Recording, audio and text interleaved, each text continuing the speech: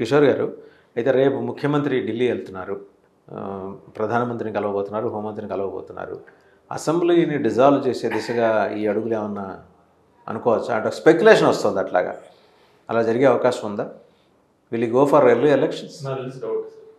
అలా జరగకపోవచ్చు అనుకుంటున్నాను.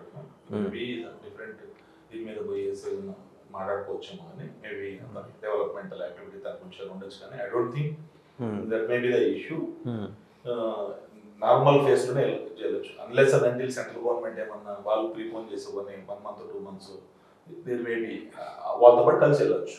సో సెంట్రల్ ఏదైతే ఉందో లోక్సభ ఎలక్షన్తో పాటే నాకు తెలిసి ఆంధ్రప్రదేశ్ 100% కలిసిపోతుందని నేను అనుకుంటున్నాను. సో దాని గురించి ఏమి ఉండకపోవచ్చు. మేబీ డిఫరెంట్ ఆల్రెడీ వాళ్ళు ముందు ఏమైనా అపాయింట్మెంట్ తీసుకున్నారని తెలియదు మనకి, ఎందుకు చెప్తున్నారు. They should also come out. We don't know what is the agenda they have, but this could be, this may not be there అని నేను చెప్తున్నాను. సార్ చెప్పినట్టు వాళ్ళు ఎవ్వరు కూడా నేను చెప్పేది సివిలైజ్డ్ డిబేట్కి అందరూ ఎంకరేజ్ చేయాలి. సివిలైజ్డ్ డిబేట్ ఒకప్పుడు మీకు వాయిస్ చెప్పుకోవడం తప్పలేదు, బూతులు తిరిగితేనే వింటారనేది వీళ్ళందరూ కూడా ఎలా అయిపోయిందంటే, ప్రతి ఒక్కరు కూడా హేట్ స్పీచ్ ఎందుకు వస్తుందో తెలుసు మీకు. దే వాంటెడ్ టు ఏదో విధంగా పబ్లిక్ లో క్రేజ్. ఈ రోజు సోషల్ మీడియా వచ్చేసింది, ఈజీగా ఎక్కడ ఒకటి వ్యూస్ వచ్చినాయి చెప్పుకునే దానికోసం, వాళ్ళ నాయకుల దృష్టిలో పడడానికి కోసం మాట్లాడుతున్నారు నేను అనుకుంటున్నాను. ఇంతకుముందు అయితే మీడియా ఛానల్స్ వెరీ లిమిటెడ్ కాబట్టి చూపించే తక్కువ, ఇప్పుడు ఏంటి ఎక్కడో చోటు మాట్లాడడానికి మీరు సోషల్ మీడియాలో పెట్టేయచ్చు. So that is not at all, ఇది చాలా ప్రజాస్వామ్యానికి కానీ దేనికి కూడా మంచిది కాదండి.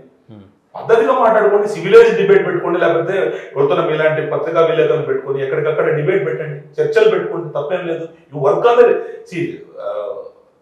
లోకల్. ఇప్పుడు ప్రజెంట్ ఇన్కంబెంట్ గవర్నమెంట్ ఏదైతే ఉందో అధికార పక్షమైన వైసీపీ, మీ డెవలప్మెంట్ మీద మాట్లాడండి, తప్పేముంది. ఇది ఎందుకు ఈ మాటలు వాళ్ళ భార్య వీళ్ళ భార్య దీని గురించి అవసరం లేదా మీకు? సార్ మీకుంటే సబ్జెక్ట్ మోదీ గారు ఉన్నారండి, ఈ will go to developmental model అండి. ఎవ్రీ టైం మేము ఇవి చేసినామని చెప్తున్నారు, మీరు వాళ్ళు ఎట్లా వీళ్ళు ఎట్లా వాళ్ళ షర్ట్ ఎట్టేసుకుని, ఇది కాదు కదా ప్రశ్న. దాని మీద పనిచేసి మేము ఇంత చేసినాం, 5 ఏళ్ళు మాకు అవకాశం ఇచ్చినారు, యు గో డెవలప్మెంట్, మీకు మాకు కంపారిజన్ లేదు, తప్పేం లేదు. చంద్రబాబు నాయుడు గారు 14 నుంచి 19 దాకా ఏం చేశారు, మీరు 19 నుంచి 24 దాకా మీరేం చేసినారు. That should be the civilisation debate. కానీ ఈ విధంగా మాట్లాడి ఏ ప్రజాస్వామ్యం మంచిది కాదు. అనవసరంగా ప్రజల్లో వ్యతిరేకత వాళ్ళకే బిల్డ్ అవుతుంది. ప్రజలు ఏమనుకుంటారు, వీళ్ళు ఇంత అరాచకంగా ఉండాలని ఉంటే అది నెగిటివ్ గా అవడం. ఈ రోజు ఆంధ్రప్రదేశ్ లో అలాంటి వాతావరణం ఎక్కువ అయిపోయింది, తప్పు, మంచిది కాదు. ఇది వైసీపీ నాయకులు పెద్దవాళ్ళు ఎవరైతే ఉన్నారో అడ్వైజర్స్ వాళ్ళందరూ కూడా కరెక్ట్ వాళ్ళని సరిదిద్ది పర్ఫెక్ట్ గా చేస్తారని మాత్రం నేను అనుకుంటున్నాను. సార్ ఫైనల్ గా లక్ష్మణ్ గారు చెప్పండి, ఏమన్నా అసెంబ్లీ డిజాల్వ్ అయ్యే పరిస్థితి మీకు కనిపిస్తుందా? ఇప్పుడు డిజాల్వ్ అయ్యే పరిస్థితి అంటే జగన్మోహన్ రెడ్డి గారికి డిజాల్వ్ చేసుకొని ఎన్నికలకు పోయేంత అవసరం అయితే లేదు. ఒకవేళ వాళ్ళు కోరితే,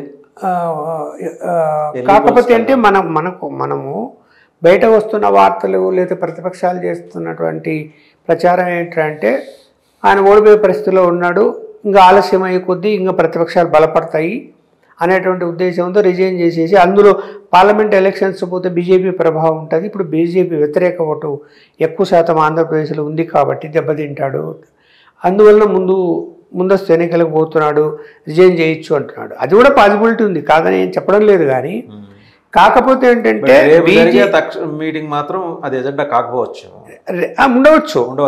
ఎందుకంటే బీజేపీ నాయకత్వాన్ని కాదని రిజైన్ చేసి ఎన్నికలకు పోలేడు, రైట్, వాళ్ళని ఒప్పించుకొని పోగలగాల. అందువలన వాళ్ళు ఒప్పుకుంటారా లేదంటే వాళ్ళైతే ఒప్పుకోరని నేను భావిస్తున్నా.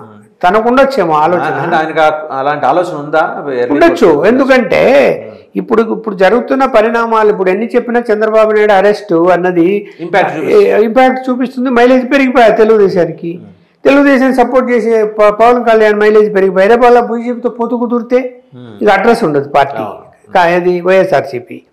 అందువలన ఆందోళన చెందుతూ ఉండొచ్చు, ఏదో జరిగిపోయింది, నేను ఇలా ముందుకెళ్తాను, రేపు పార్లమెంటు సంబంధించిన అన్ని సీట్లు మీకు కేటాయిస్తాము, లేకపోతే సపోర్ట్ చేస్తాము, ప్రధానంగా మీరేమన్నా.